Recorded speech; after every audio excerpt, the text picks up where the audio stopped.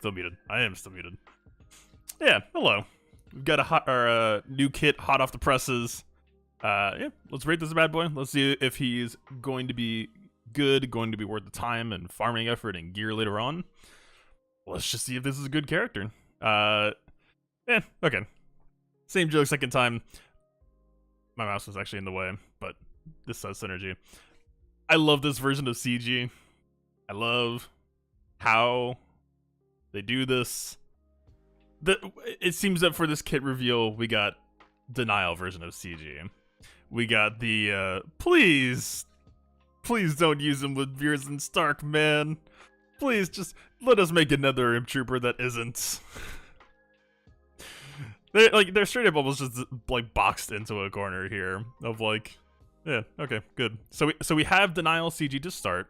They think that this character is just gonna pull Pyatt. Yeah, more important than with Veers and Stark, more important than with Vader. Yeah, sure, why not? Absolutely, nothing possibly could go wrong with that. I'm sure everyone's gonna think that's a great idea. Some fantastic synergy suggestions to start off. But yeah, other than that, we got a kit. Put him at SLKR, there'll be absolutely no non-GL counter. We'll see. We shall see. So we have like tags, I guess, if we're gonna actually look at the tags. Oh, got it. I have leader control F tier. Whatever. I guess that's thematically appropriate because that seems to be a common trend in this kit. So Imp Trooper tag. I really didn't expect him to get this. He's a support, also kind of interesting. Not a whole lot of those in that faction there. I really thought that they were going to make him Empire. I didn't think that they were going to have the balls to put out Pyatt and then fix the Terminator train with Emperor's Trap and then be like, let's make another Imp Trooper, man. It's a good time right now. That's exactly what happened here. So, whatever. I'm not really going to rate the tags. I don't think we really need to. Let's make sure I'm not too much in the way. I guess. Okay, I've tried this off stream. I think this looks bizarre, but I feel like for purposes of today, I think this looks really weird comparatively, but I guess this fits better. So, whatever. Yeah, we have a. Am I supposed to pretend like I haven't seen this yet? That's not what I'm going to be doing. This is an analysis. This isn't going to be like a reacts video. I mean, we can, have some fun, right? But so we have a basic and first special that honestly, it's actually like ridiculously kind of boring. We could almost just tie the ratings for these two together because, like, I hope that they have good numbers on this because I'm getting like slight reminders of like Cara Dune. Like when we did her analysis and I talked about how her basic is essentially just deal damage and no other, noticeable effect. With the ability of reading on top of your head, we'll go with right side. Right, it's a left favor text. I think this will be fine. Like, so the problem that I see with this kit is this ability better be like feel ridiculously good to hit, right? I hope this does a lot of damage because like this, as it stands right now, this is like a worse than best AoE. And that doesn't make this character bad, by the way. It's just for the flavor of what you're going to be doing a lot, supposedly. Like we have two main specials and we'll get to those in a second, but like this whole like you basic or gain insight 4 times and then hit this is, it's weird, especially because an AoE daze, that's usually a tool that you want to be belting out at the beginning of a fight. And not to say that couldn't necessarily be achieved, of course, but just it raises question marks, right? So Imp Troopers are going to be mass assisting a lot, trying to get each other to get called to assist.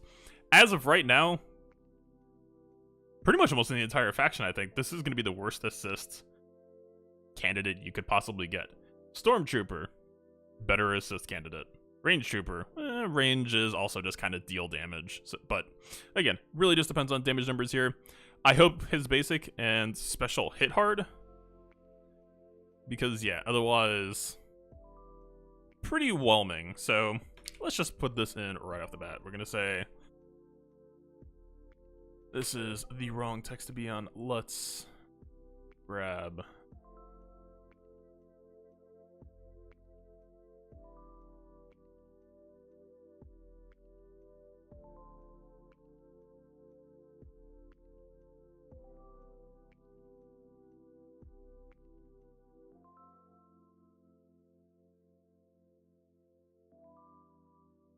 There we go. Right off the bat, I'm going to say numbers reliant, and of course, this being a CG kit reveal, we will not know these numbers until he joins the video game. Numbers reliant, and essentially, if the special isn't really worth this whole stack mechanic and like interesting enough or like significant enough to be worth using, because like, okay, let's think about it this way, right? Daze is a tool that imp troopers can necessarily be interested in, but by the time that's probably going to be relevant, you've probably already either won or lost the game, right? We have Veer's AoE, pulling in the mass assist. We have, depending on who you draft, because we're kind of running out of slots now, right? We have Veers, Stark, Pyatt, and that was like a core 3. And now, if we're gonna assume that he's core 4, then we just have one flex slot left. It's getting really crowded in the imp trooper space, which I guess is why CG is trying to pretend that you're not going to be using them with the Veer Stark core, but I strongly disagree.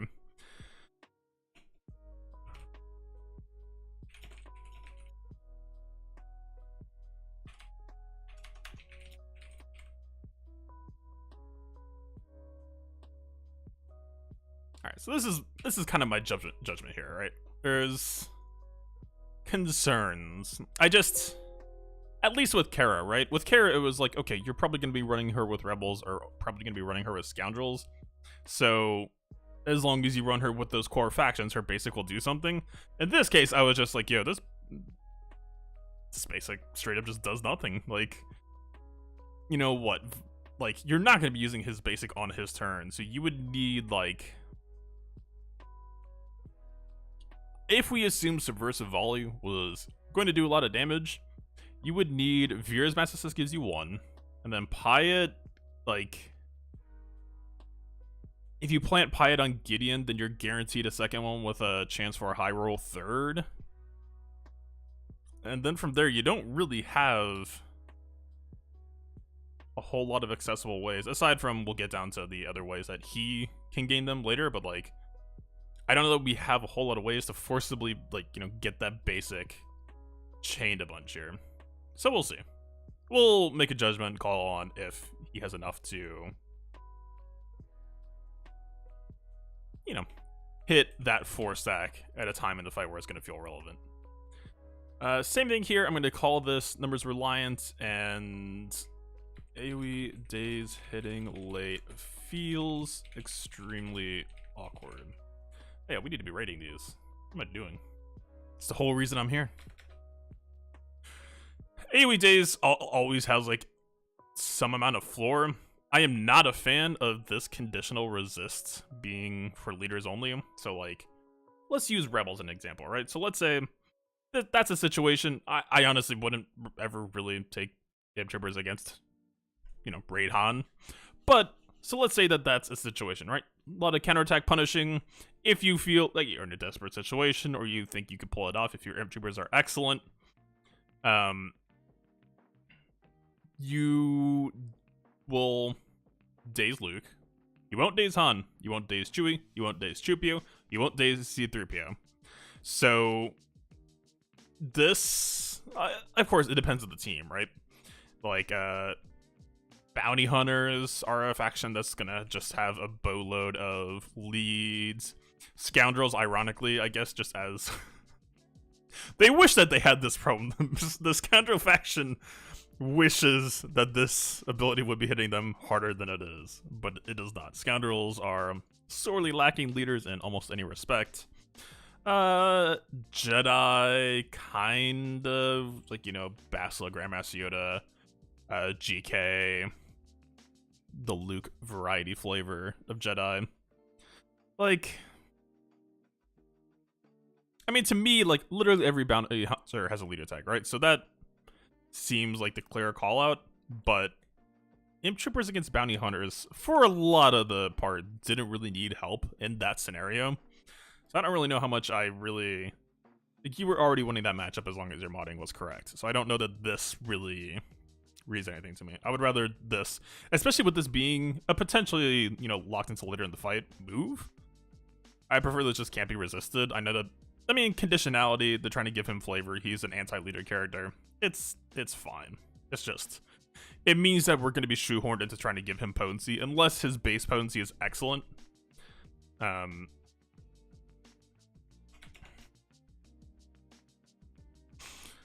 Let's see. Other than that, forces potency build, if you even think this is a tool that will matter.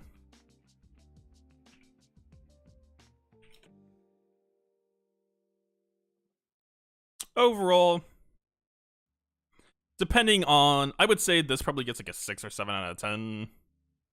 Let's go 6.5. 6.5 out of 10. And the main way that this score would increase, but I have to dock it for now, would be if the damage is good. I don't think it will be, or at least the damage, or the animation doesn't exactly look like a nuke. It doesn't really mean anything though, like, yeah, we'll see. We'll see. We need a scwh.gg to come out. For the basic,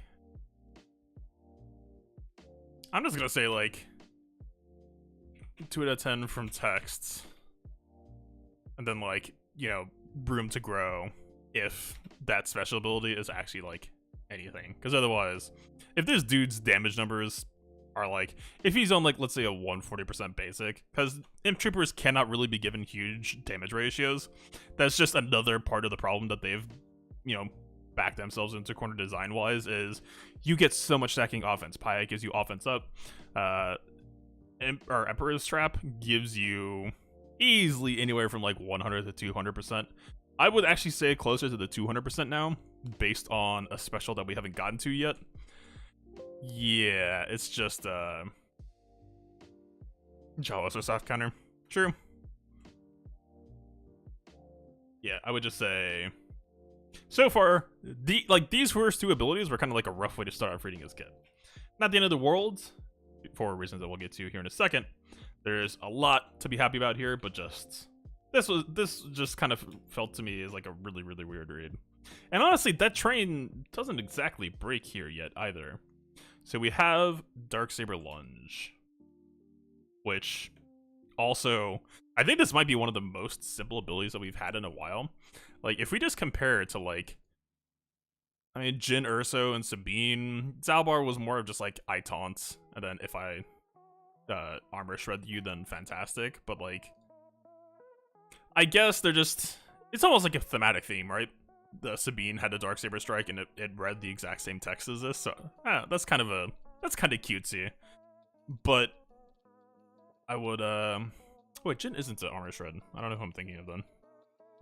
I know they have like the same animation for the most part.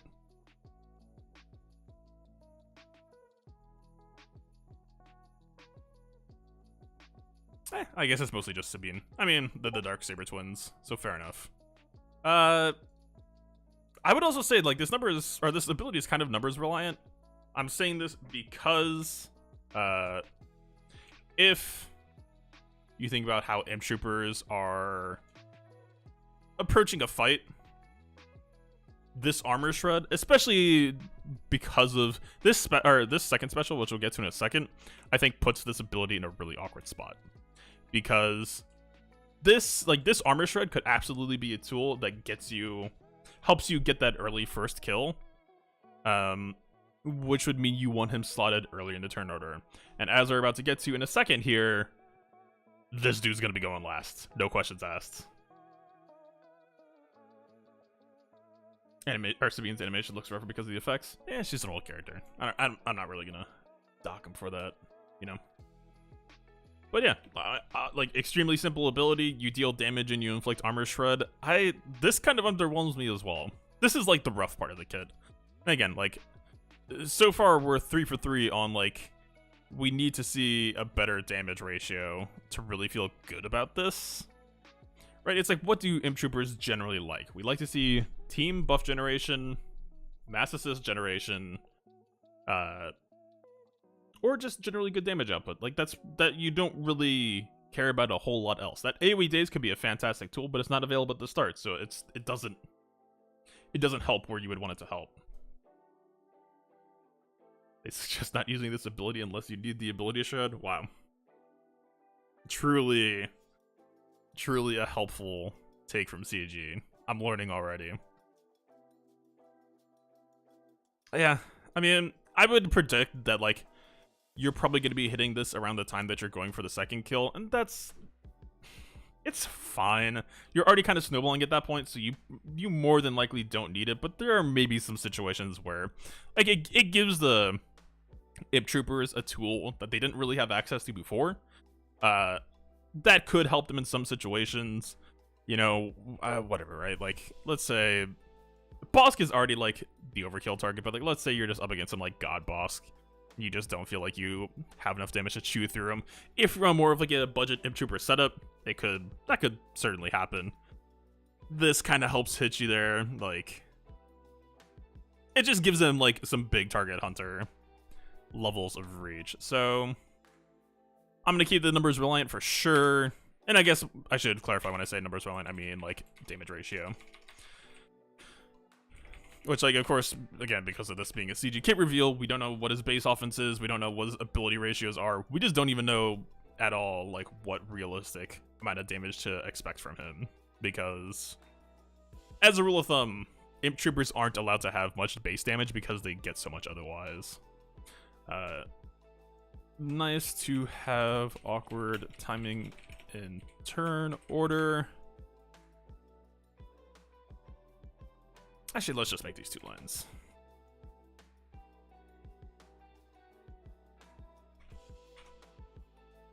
I mean, I'll say like 5 out of 10. This isn't really wowing me. This is where the negativity stops, though, because for the most part, we are moving on to Promised Lands. This is short, but it is the real deal. This is an amazing tool. Just a fantastic tool to, it honestly just gives Imp Troopers so much more reach. So, where do I even start? So, let's put it this way. Actually, so the one thing that I would call it as being a little bit tragic here, so I'm just going to read this because we just need to, almost every little bit matters here. Call all Imp Trooper allies to assist, dealing 30% less damage.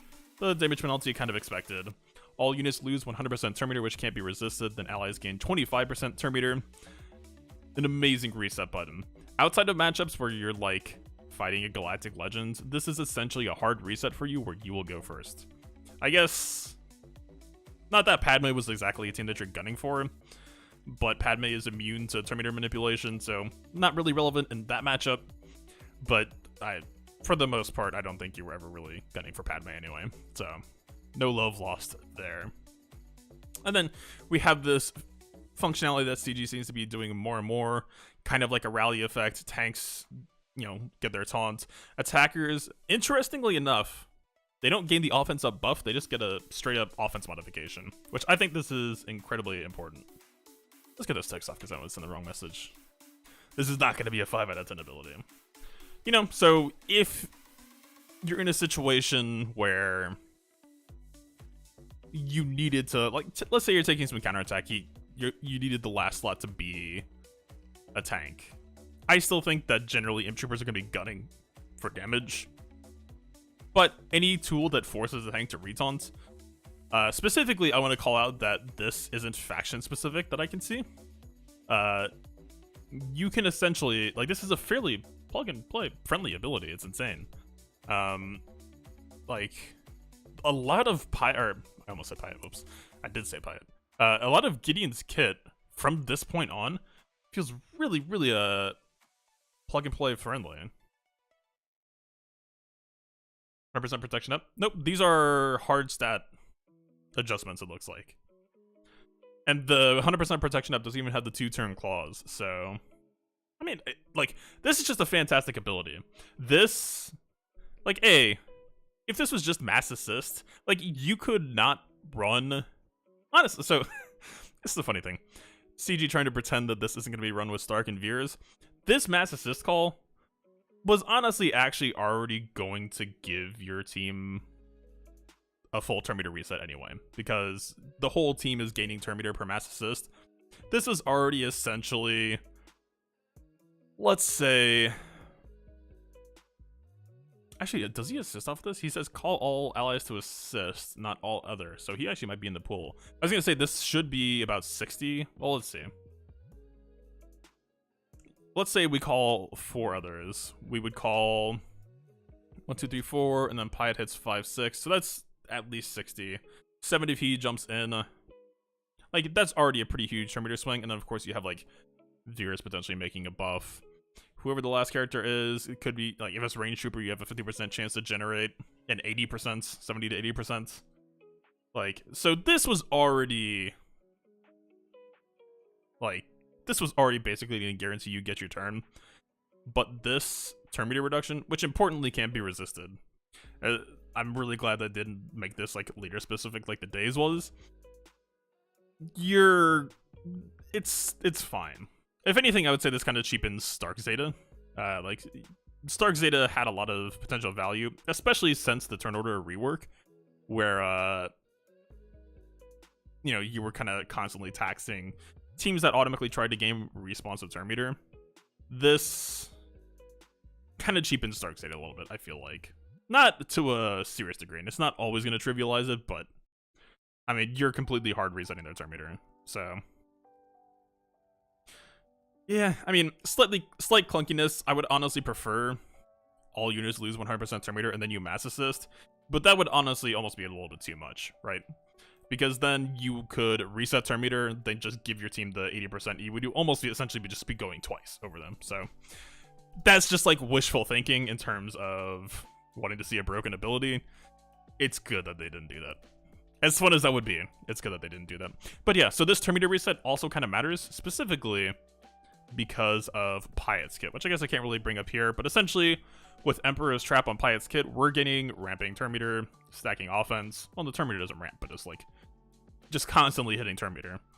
This turn meter reset, like first tool that we've had, and also not faction specific, unresistible, very, very good plug and play synergy, just in general. We have the opportunity to give the Imp Troopers a chance to dream bigger, I guess you could say. We can essentially just extend their initial assault, like their initial rotation, for one more go around. And I think if we're looking for, does this character significantly change the faction? I would say yes. Like, without this ability, I would lean almost towards no. This, all of a sudden, can just completely change and shift how you're thinking about what matchup you're jumping into. Like, what matchup do you think you can take? What matchup do you see as being a possibility? Because most of the time, all you're doing is just looking for that chance to, like, find that first ability, hook onto that, grab that, and then try to snowball from there. And if your initial burst couldn't hit that, then you were kind of sort of just done, right? I do want to check one thing real quick. We need to check the exact wording on Darth Revan.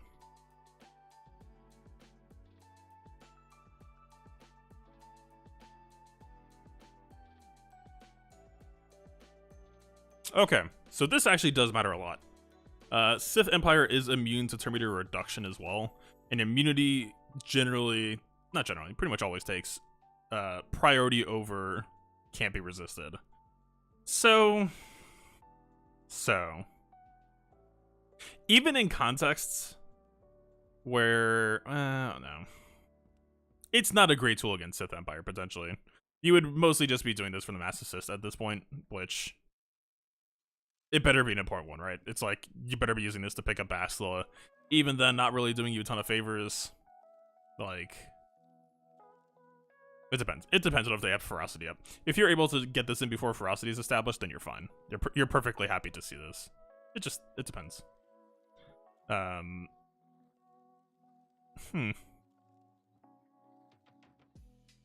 overall, I mean, let's rate this. I would say this is a easy 10 out of 10. This is the easiest 10 out of 10 I think I've seen in a while. They need to be debuffed? Yeah, they do. Under circumstances where, I mean, let's see, right? Like Stark, I want to say, I feel like there's an Imp Trooper basic.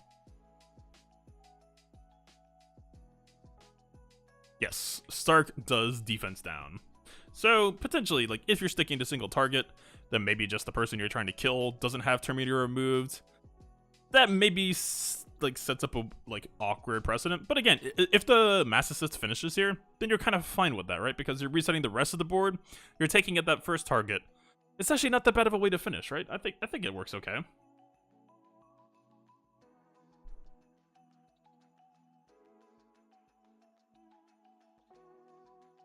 They didn't need this guy to take on DR anyway. It's true. It's very true. But like, unless we're talking about plug and play viability, which we actually are, by the way. We'll get to the unique in a second here. I still think it's probably a better ad. I mean, hey, maybe his damage won't actually be good enough to justify putting him here. But like, yes, this Mass Assist is dealing 30% less damage, but this is also, again, a lot of offense stacks you're giving this team extremely quickly. Easy 10 out of 10. Plug and play. Extremely plug and play friendly. Like, you can get into real crazy territory real quick with this, right? Of like Ray. You can essentially try to give him max turn meter. Like, you could potentially create a situation. Like, just like, so if you think of defense teams as puzzle building, this is just a completely new team building tool that we never had, right? And especially with the Galactic Legends always having speed priority, like, we could potentially get a Ray Whirlwind before they meaningfully get a turn. It really depends on this character's base speed, I want to say. But fast Gideon, I mean, if you're putting him in Imp Troopers, I think you want him last. He's sort of like a finisher or extender type role. But if you're going plug and play with him, fast Gideon seems like an easy staple. A fantastic staple. This is such a good tool. If this, like, I am almost kind of shocked, honestly, that this last clause, the rally clause here, I like, it just makes me extremely happy that CG has not made this Empire only. Because pretty much no matter what, right? I mean, let's say people in chat are saying you didn't really need him to take out DR. That's absolutely true. So we can actually just consider, like, some factions, scoundrel factions, potentially, don't have the stickiest tanks. Like, there's L3, and then, like, you know, Zalbar can't really do a whole lot of manual taunting. This is just excellent. It's extremely easy to be happy about this. Literally, this character could have shipped with just this special. I mean, it is worth calling out that this is a 6-turn cooldown, but this is one of the few abilities that I think kind of justifies that, right? This is probably one of the strongest abilities in the game. I think I'd agree. If we're not, like, there are certain, like, gimmies of just, like, you know, yeah, whatever, like, Citadel Emperor ult, you know, Ray Whirlwind or ult or whatever. Whirlwinds is actually better than Rails.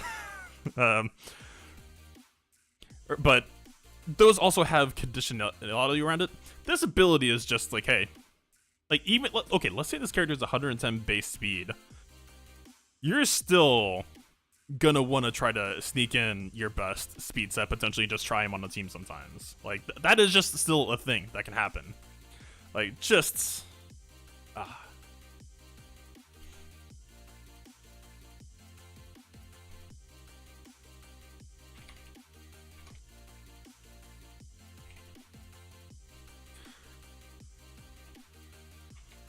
Let's say loftier goals. I was gonna say tankier targets, because honestly, that's kind of one of the same thing. This just lets you keep working on someone that you didn't think you were gonna be able to get for in one go otherwise. Ambitious is the word.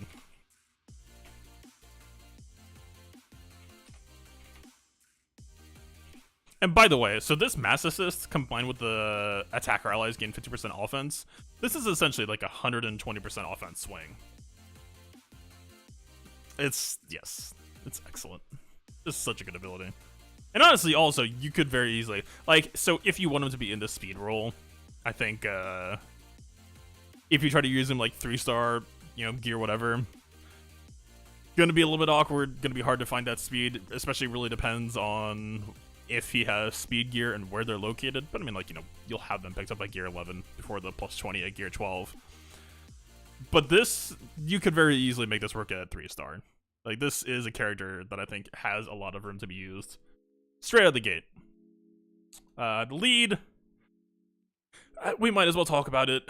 It's not bad. I don't think I see it taking priority over what we've got. So this starts off reading extremely awkwardly to me. At the start of battle, if Gideon has exactly 1 tank, 2 attackers, 1 additional support, I kind of hate this. This feels like CG. So I hate this and I kind of like this. It gives you like a team solving puzzle,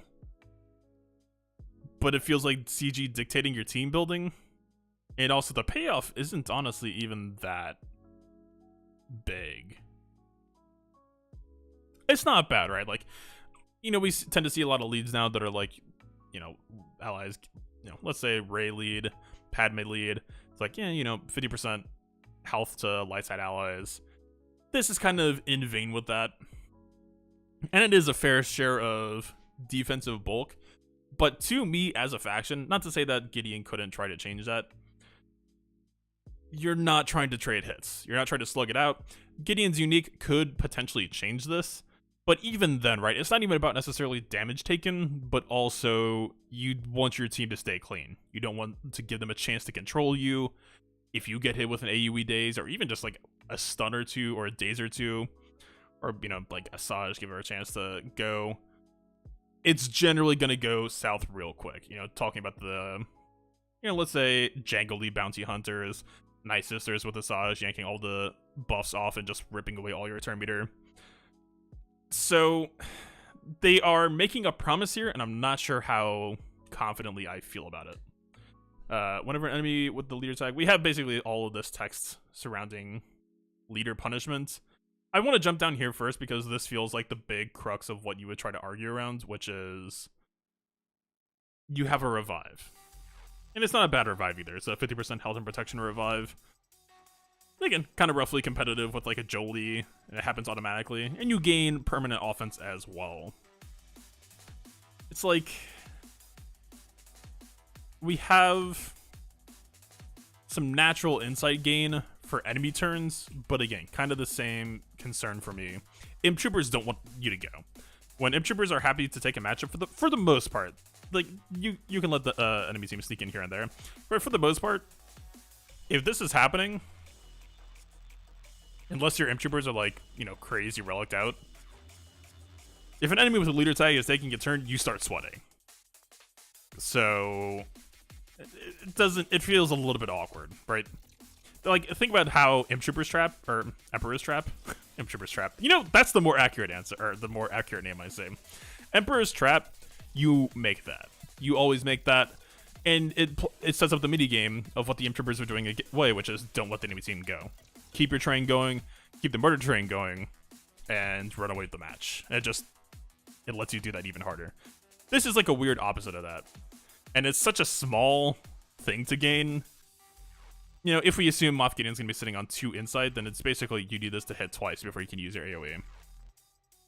Which, yeah, isn't... That doesn't feel great to me. That feels a little bit bad, let's say. And then we have, this permanent stacking offense. It's hard to be mad at that. It's conditional. Not every team will be offering you this. And for this to really like feel noticeable, you really need them to be taking a lot of turns. And again, same boat. I would prefer that to just not happen. This guy with SLK is gonna be a party. We're about to get to that. That's a bad pun channel. God damn it. What's up, man? Yeah. I don't know. I don't buy this. Like, no initial speed as well compared to like Stark. Stark is only plus 20. You still absolutely need that for the most part. It just doesn't feel great to me. I don't think it justifies itself much at all. I do think it's usable. There may be some situations where we could fit it in, make it work. maybe because of the unique, especially. We'll get to that in a second.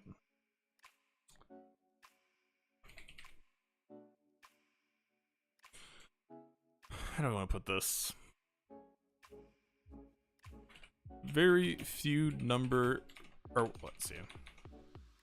Very few situations where you would want this over Veer's lead.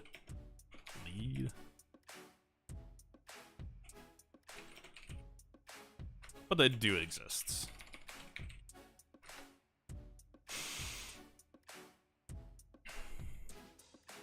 Imp troopers generally don't like to brawl as a principle, is also what I would go with here.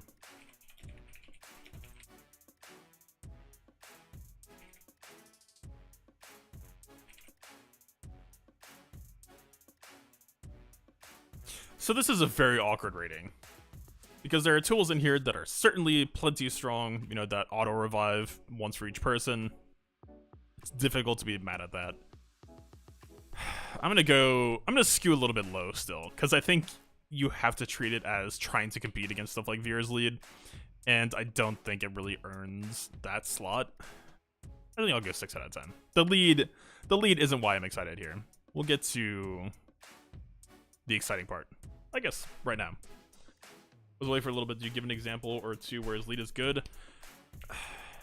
There are some matchups where you know it's going to go extended, and maybe you would be happy to have this tool set. I think just generally speaking, it's hard to justify though, right? He wants to add a brawling imp trooper team comp, and I'm not sure I buy that as being a good thing, right? It just doesn't really... It doesn't fit the faction identity at all. Like, think about it this, right? They say, let's just stroll on up here real quick. Synergy suggestions.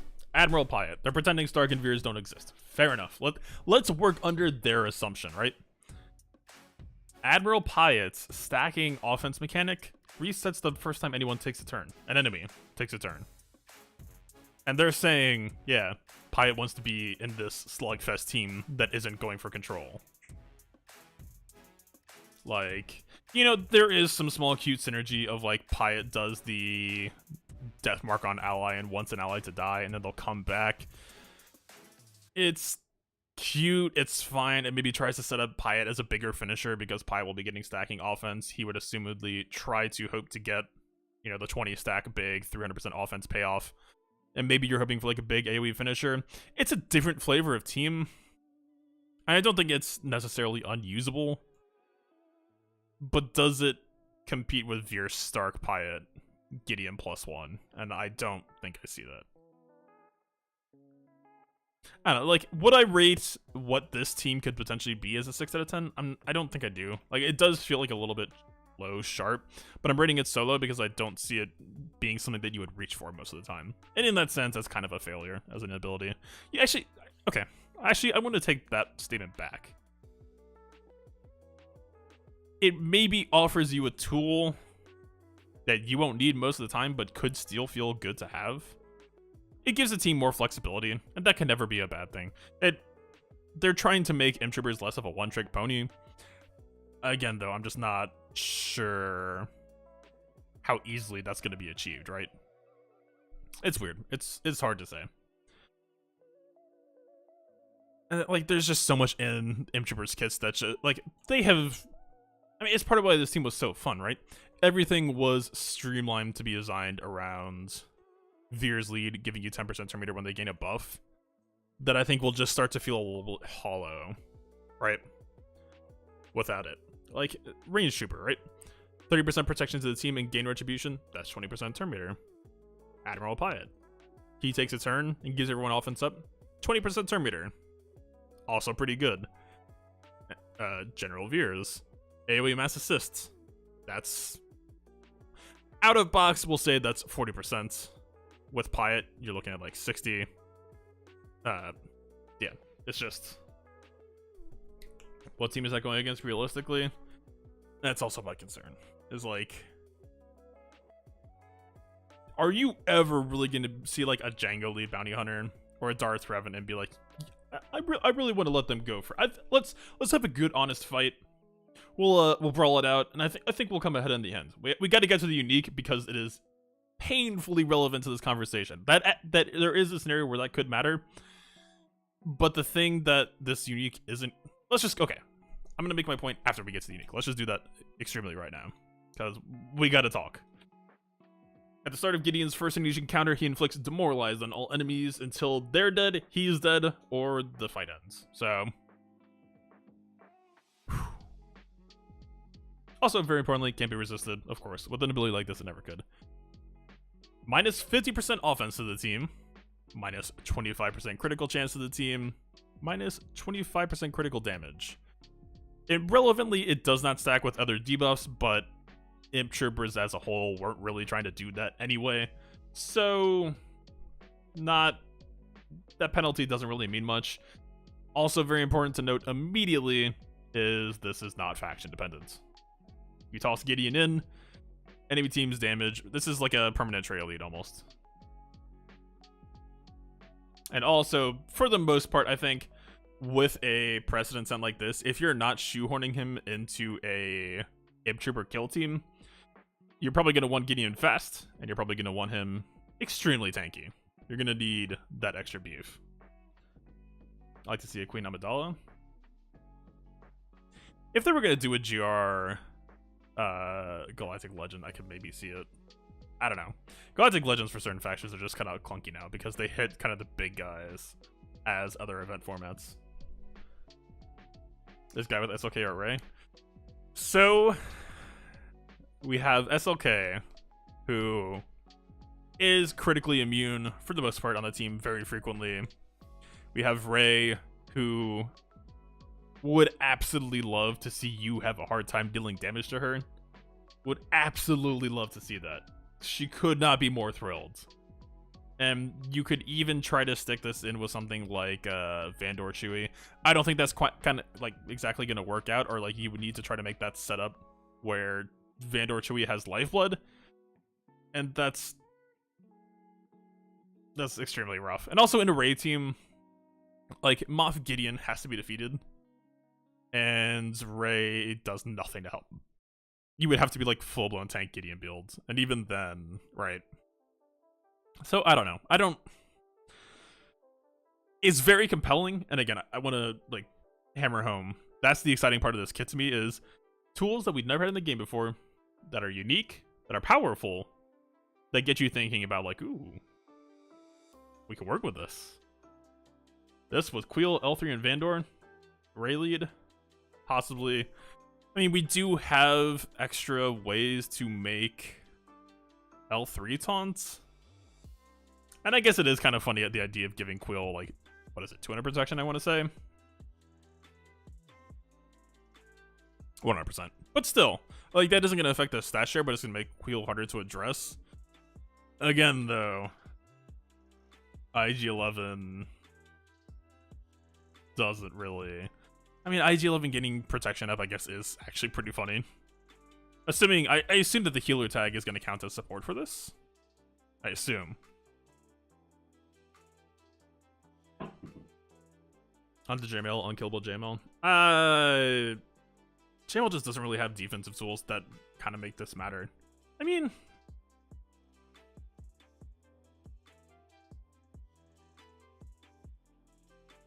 I think, like, if we're looking at all the Galactic Legends, I think Sith Eternal Emperor would be a lot happier to see this than JML would be. Yep. He does not force IG-11 to taunts. IG-11 has the healer tag, which I assume for this purpose is going to count as support, which is also why this is funny, because it could turn IG-11 into like a timeout condition. You're doubling his protection here, and IG-11 gets 20% protection back when he's crit. There are just straight up some situations where, like, you get Ray finished, and you're just like, okay. You could do whatever you want. You're not going to be getting out of this fight.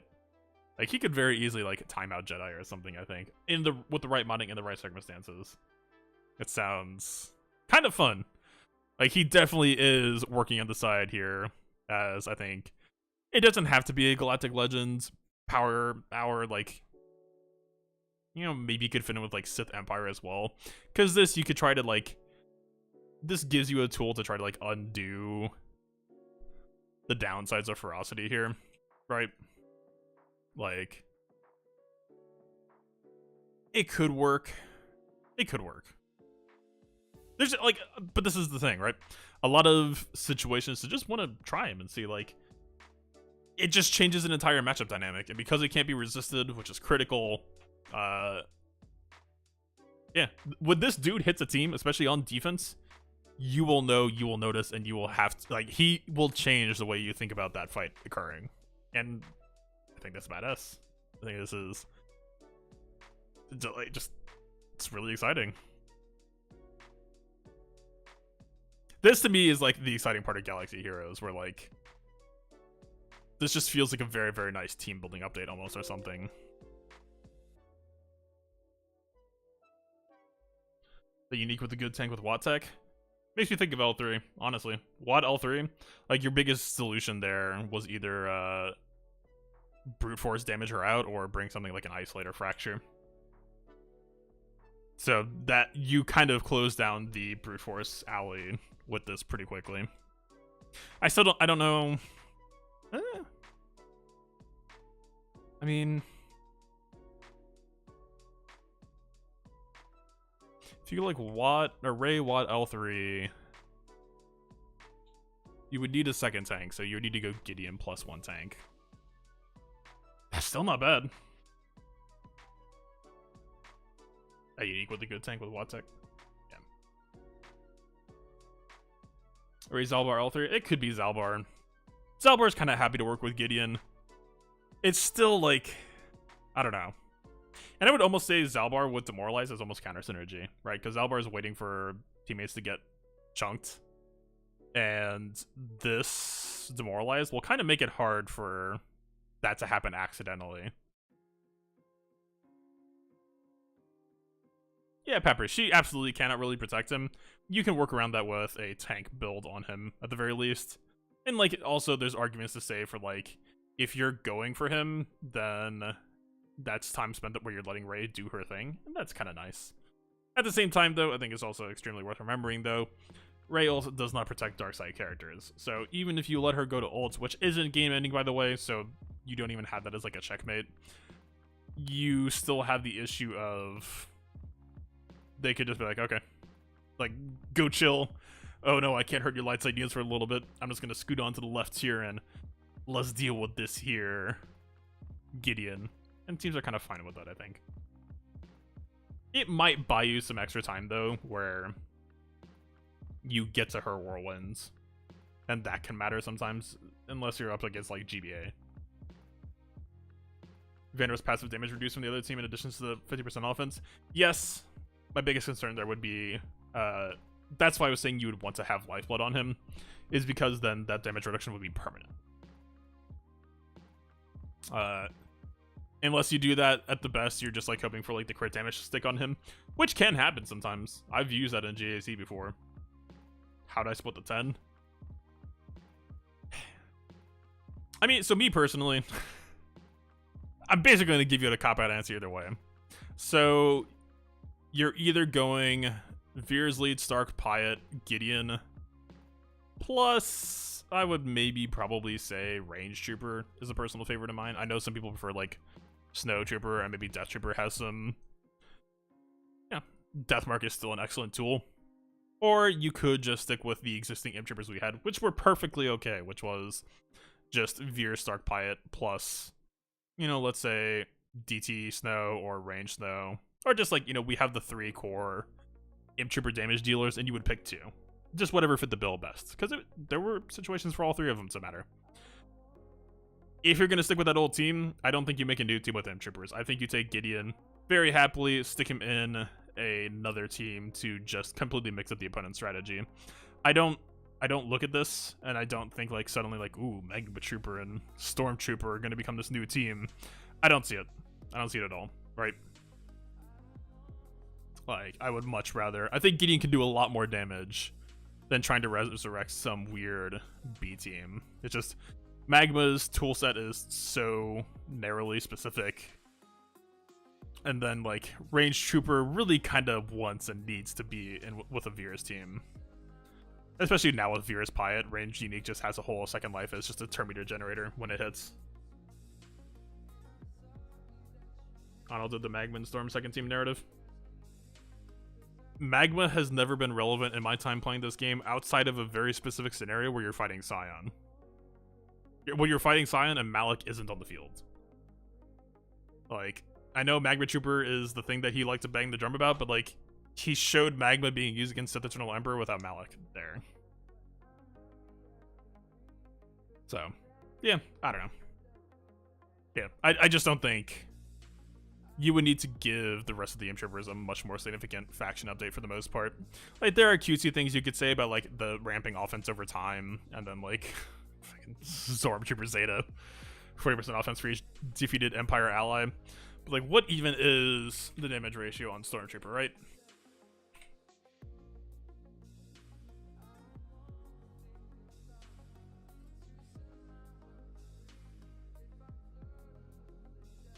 $190%, not amazing, not terrible. It's kind of middle of the road. Yeah. If you tried to do that using Gideon, I think that's a waste. I think you could have, like, it would be like giving Watt to Newt Lead, let's say. It's not even like if you give Watt to Grievous, then that's like giving Watt to an M-Trooper team here. Except I would say even more competitive.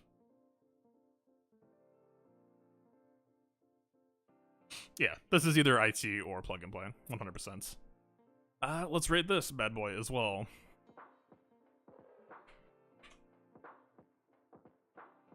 I feel like this probably has to just be 10 out of 10. I'm not trying to dish out 10 out of 10s willy-nilly, but I do think this is just...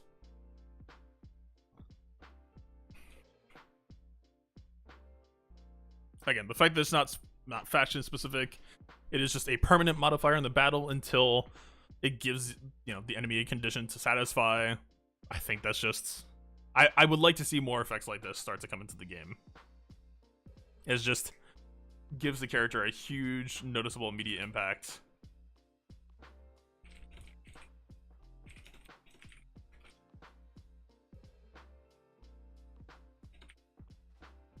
Yeah, let's scroll up a little bit. This being the bottom of the page and all. And we need to make more room in a second.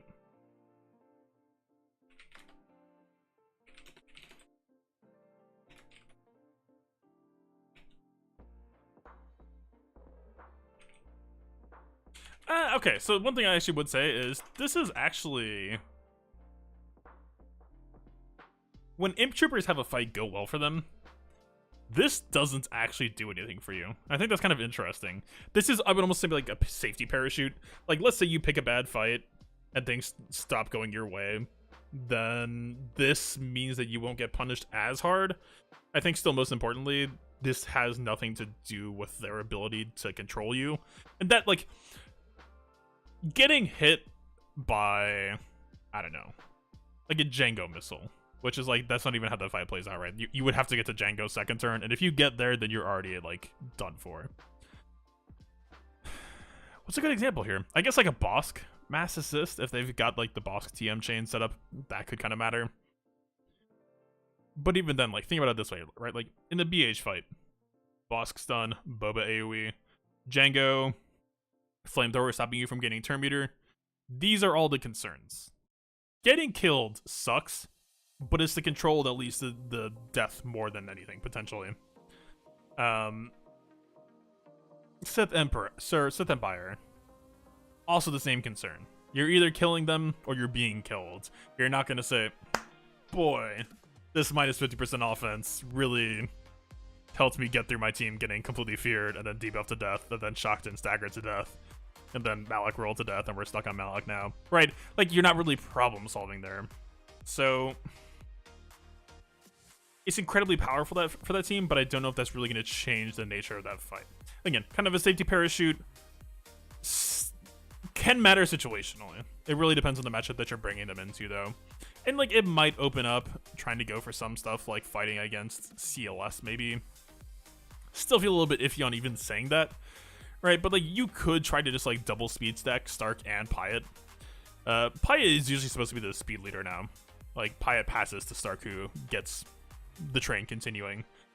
Like, you could maybe, under the assumed trust Which, by the way, this doesn't even address the fact that, like, we're still getting hammered with exposes.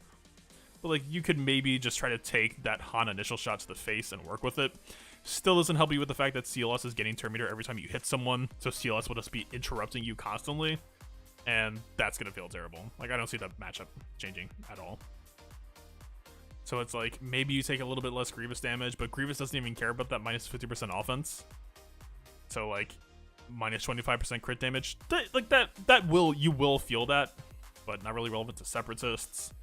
I mean, what else is there middle of the field that, like, Padme, no impact.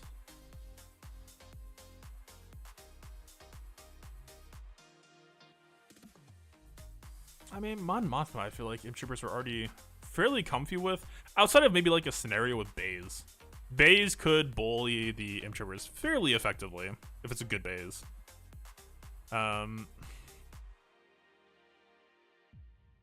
First Order, like, yes, that hits them pretty hard, almost, honestly, maybe even the hardest.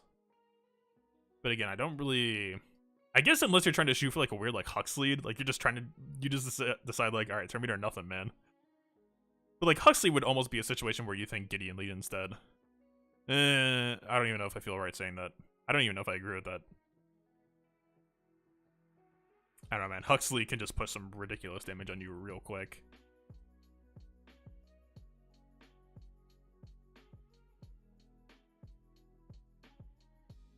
I guess, like, clones, maybe?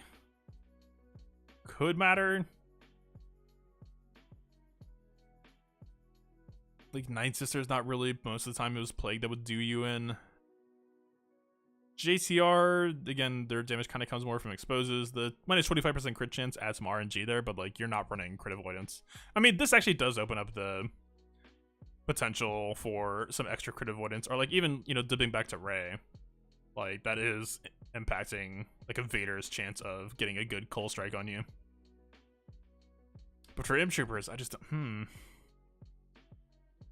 yeah, I think for Imp-Troopers proper, I don't know that this unique really changes much. Like, I'm scrolling through the entire roster right now just looking for, like, any eye catchers.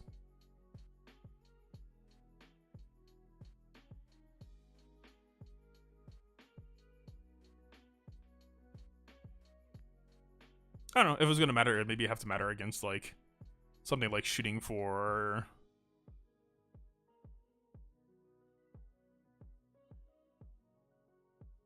I don't know if they could gun for JMO. I mean, Gideon maybe makes it possible, but the problem is JMO is outspeeding you, so I don't think that's really going to be a thing.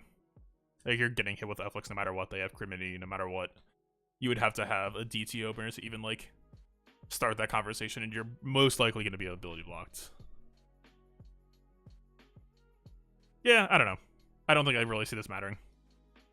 For Imp-Troopers, it's excellent everywhere else, though, so still happy with it.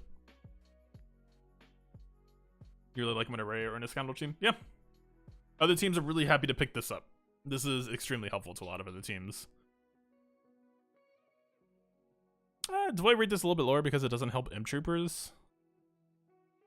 I don't know.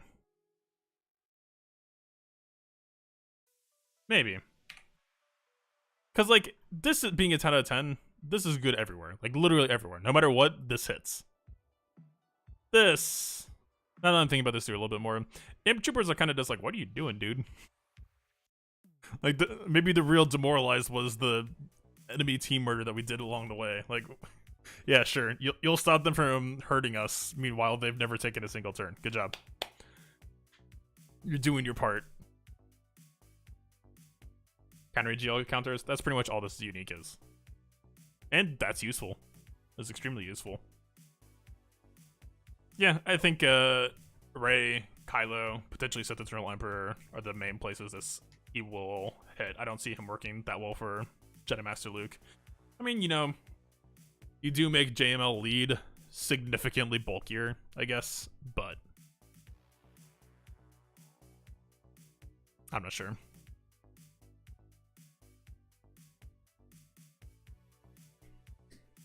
It's 12 out of 10 useful. I'll keep it a 9 out of 10, I think. I don't think it's quite 10 out of 10. If this is a 10 out of 10, then this isn't. Like, not to say this isn't strong, but just... if we consider him to be an imp trooper, I think this is like the opposite of what that team would love. If this was like an auto cleanse or something, then this would be god tier for imp troopers. But it's not. And yeah, I just don't see it mattering that much for that faction being like, wow, they're really killing us so gently as we're still like getting absolutely crammed into a wall.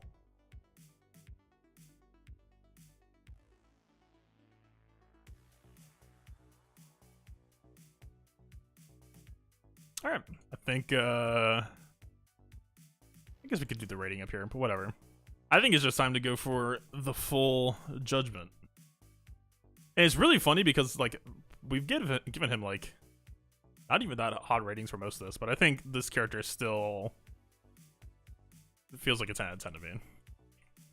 Specifically because the situations where he matters with that last special of his, with this unique of his, adds completely new tools to the game.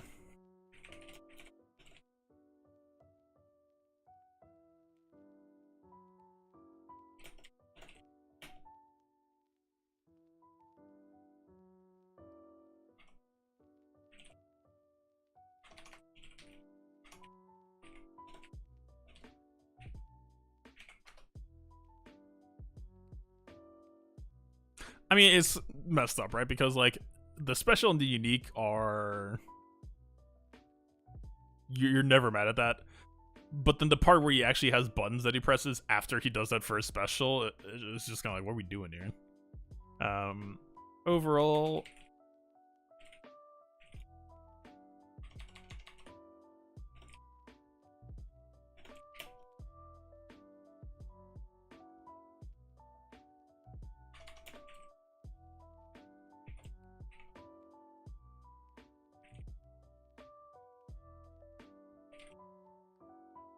I think this feels about right to me. Again, it's possible that his buttons will have good damage behind them, and then I would say they're less underwhelming. But just based on the text that we're seeing, you'd rate 9 out of 10 personally. I could see that. I think the fact that, honestly, if he was just here, I would maybe say a 9 out of 10.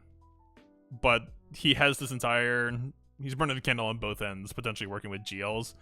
And I think this is possibly what pushes him to 10 out of 10. I could actually maybe go for a 9.5. Yeah, okay, he's not a 10 out of 10 character. Maybe I'm just overexcited about the good stuff that he's bringing right now. But, like, this is a lot. Like, this, as a theory crafting tool, opens up so much fun stuff. What type of releases he? I think CG confirms he's a traditional marquee. So, you think we can see him in any new counters? I like him more as a defensive tool. I like him more as a mix-up. I mean, could he work in counters? Yeah. Yes, but also it's like, it's not really...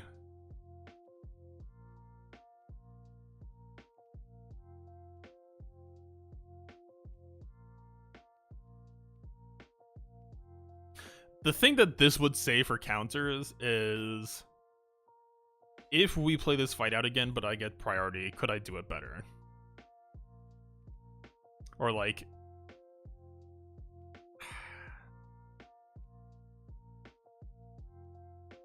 I'm trying to think for a counter that would feel relevant for.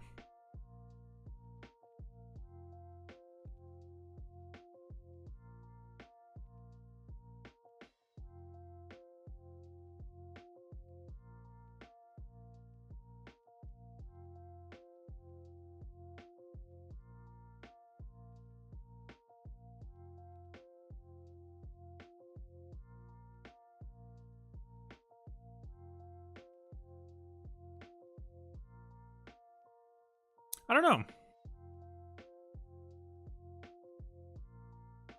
A lot of teams just feel so self-sufficient right now. It's really hard to imagine, like, maybe Grievous. I don't really feel that confident saying that. Grievous is a little bit slow out of the gate and would not mind getting a 25% turn meter boost.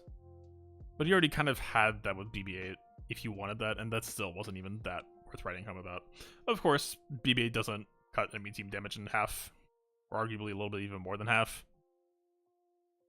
Like, Gas gets starting turn meter, Mon Mothma has plenty of turn meter, Imp Troopers have turn meter, Bounty Hunters have plus 30 speed, so I think they're kind of fine running as they are. It's possible something like a Bosk lead would actually wouldn't mind picking up Gideon.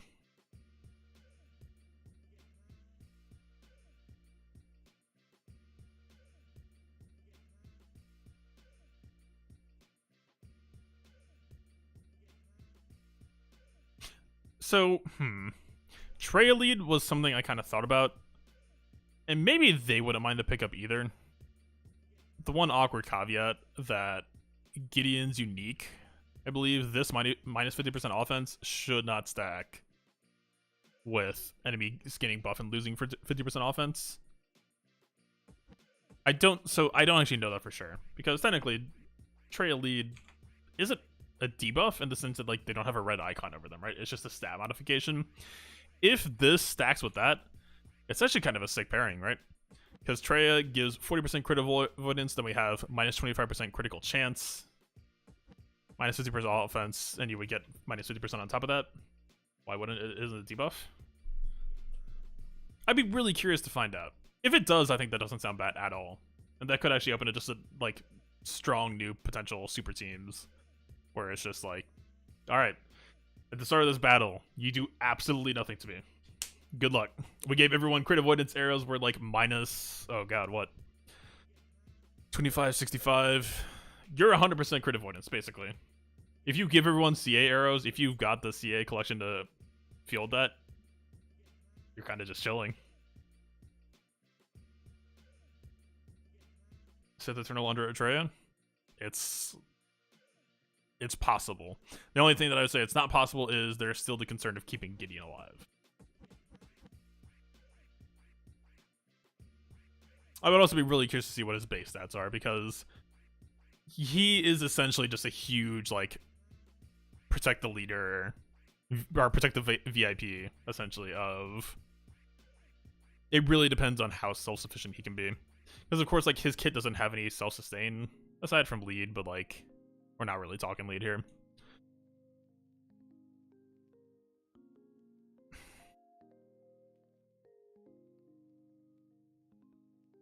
Oh, wait. Wow, reading text is OP. This is a little bit tragic, actually.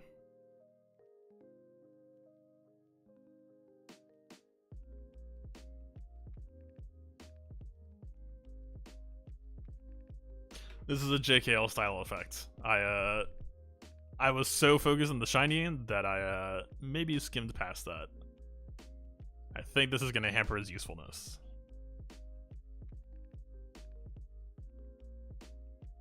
I hope the character is fast. If he's not... Yeah, like if we're talking about Jedi, like JKR against Rey, they're going to be going most likely before Gideon ever hits. Like, it maybe opens up the door for something trying to do, like, Rey Barris. Maybe. Like, Rey Barris Gideon is sort of like a... Like, yeah, they'll get to her lead ability, but then once that resets, you try to just trap them. That doesn't exactly feel perfect to me either. He seems more reactive in the show, so I don't expect speed. If he's slow, then I'm a little bit colder on this. Alright, we gotta reweigh.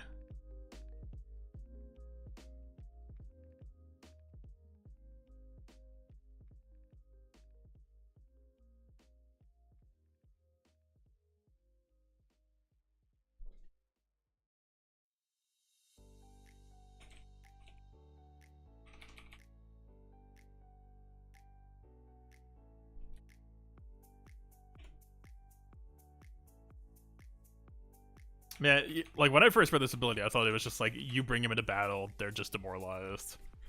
Now I'm demoralized.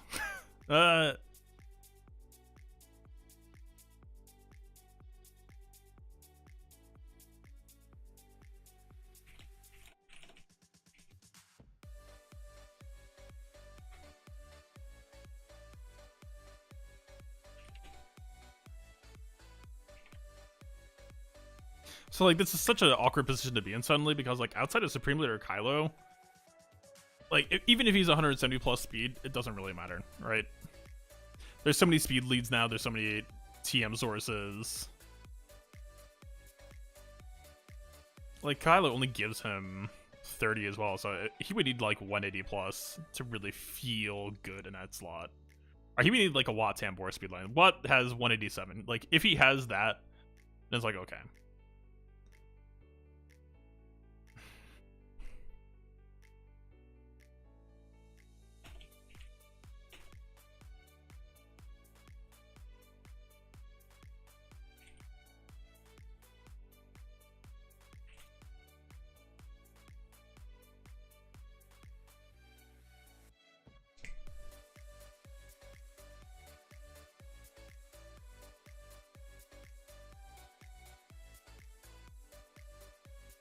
Yeah.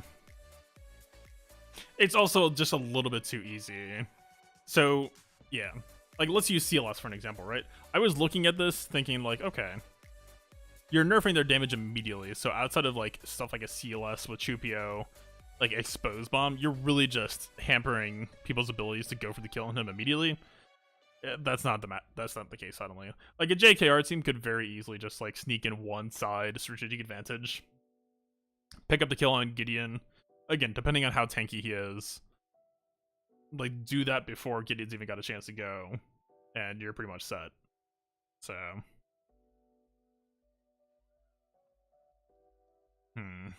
that's a little bit of a bummer. Okay, I think I would park about here then. Honestly, maybe even this cools me off on the character a little bit. Ah, that's a shame. We'll see. I would really I hope his speed is high, because it'll make the character so much more interesting otherwise. If it's not, then it's like suddenly he just needs help, and that's never a fun feeling. Maybe this could be good against JMLs. I don't think so. Well, it depends on what team he's supporting. But think, like, against JML, if you were applying Demoralize at the start of battle, I would say potentially. Or maybe JML would even potentially like to pick him up. I don't know if that's the case otherwise, though. Like, because we need his first turn to go, it's like, it's really just a sudden question of when does he get to go, and doesn't even matter at that point. That is the huge question here, right? Like, for JML, especially JML lead, like, Darth Revan is gonna be like, oh no, my damage, and then just keep doing exactly what he was doing anyway, right? He's still just gonna be parked on JML the entire time, still completely happy in the pocket. Yeah, his damage will get cut. I don't think it's gonna end that badly for him, though.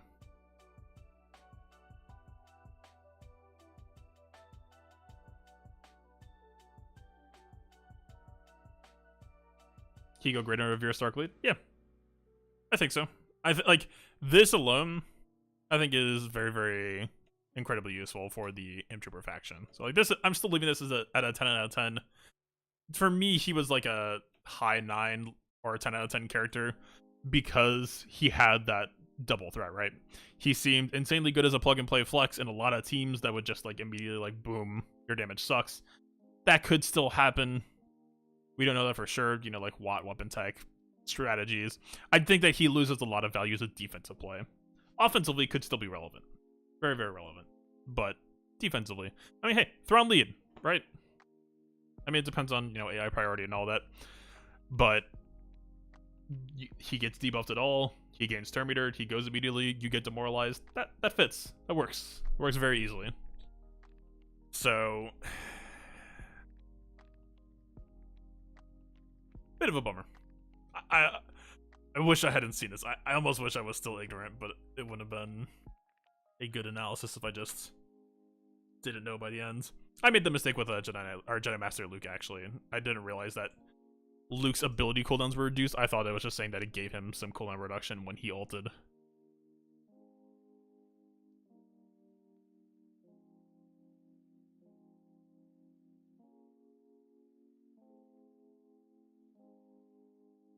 I think the description still applies.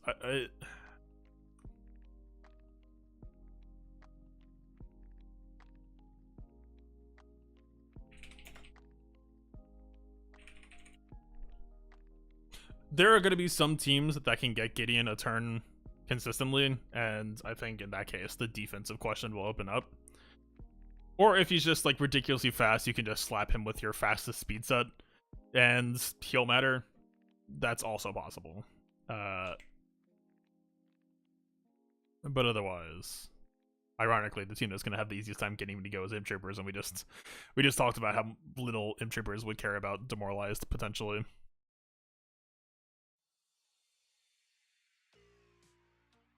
Thrawn Gideon? Yeah, I think Thrawn League could feel good here.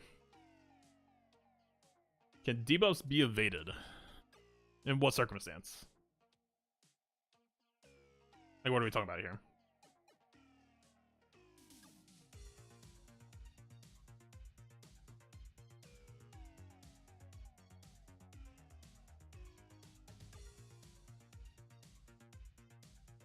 Are you talking about debuffs being resisted, or... Because resisting is basically the equivalent of evasion for debuffs.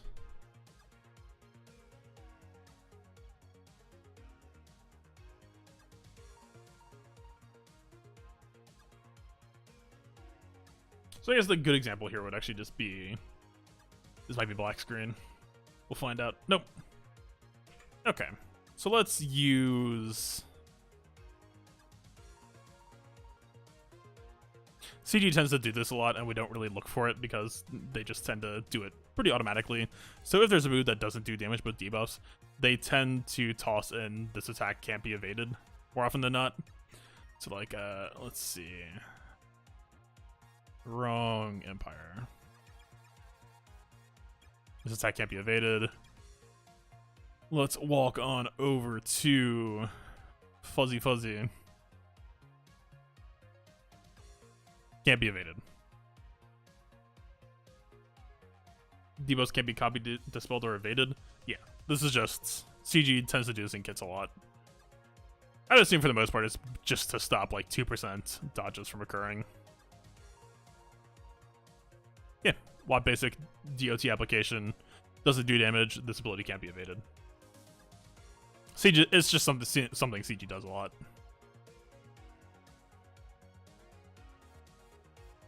Asaz rips off Terminator and can't be evaded. It's just one of those things. But I would even bet here.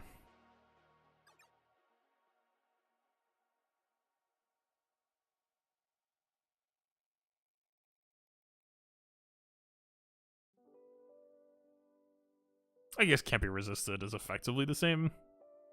It's interesting that they didn't write it here though.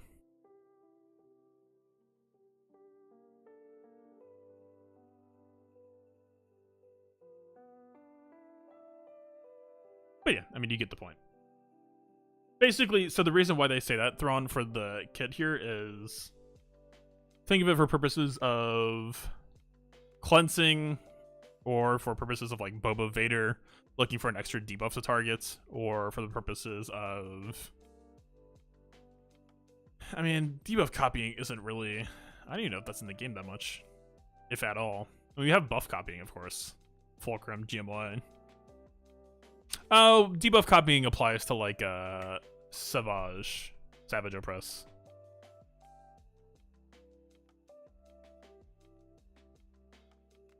Right, I'm pretty sure his unique.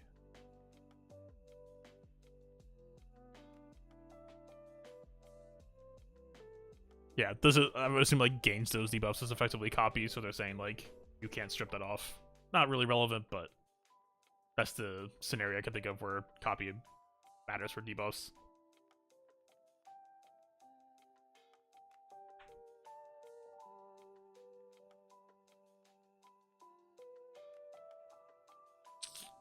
For H-Sith, I haven't really run the JTR team.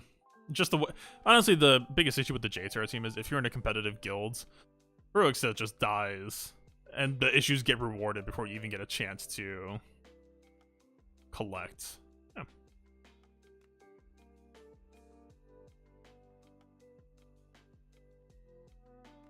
But I mean, like, yes, he's an evasion tank, so he does kind of fit that bill.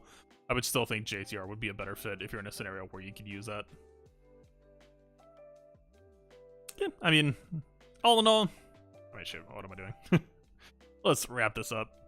Yeah, I think competitive character. I do wish that unique was what I thought it was rather than what it is. That was a little bit weaker. Still a very powerful tool, of course, if it happens. We just need to know how quickly he hits this. Just the number one question. And also, maybe interestingly, it could... This is like... You never really get to run Tank Thrawn anymore. People don't really run Poe with Rey anymore, in my experience. But this actually could be a replacement for Bastila on Fawn on that team, in terms of helping keep Thrawn alive. You would have to, like, Thrawn swap to Gideon, which is not what that team wanted to do. So I would say still...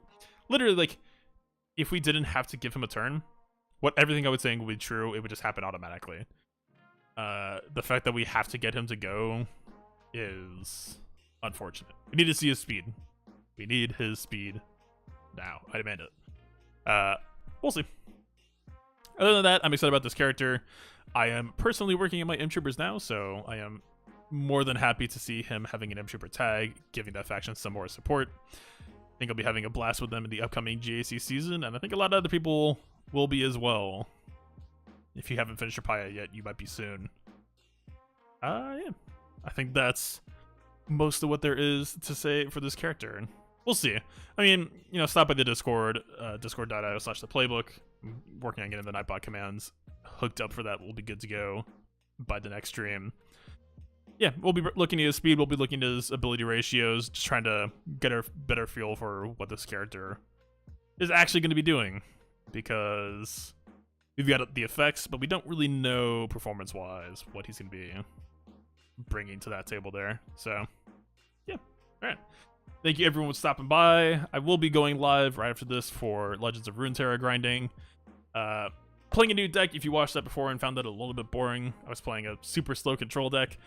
Have switched that up. I think this new deck is a lot more fun as well. So, yeah. If I see you there, I'll see you there. And if I don't, we have Kyber Council coming up on, I'm going to say Friday. That sounds correct. And yeah, I will put out an announcement about that once that's locked in stone, and we'll see you there as well. Yeah, peace out.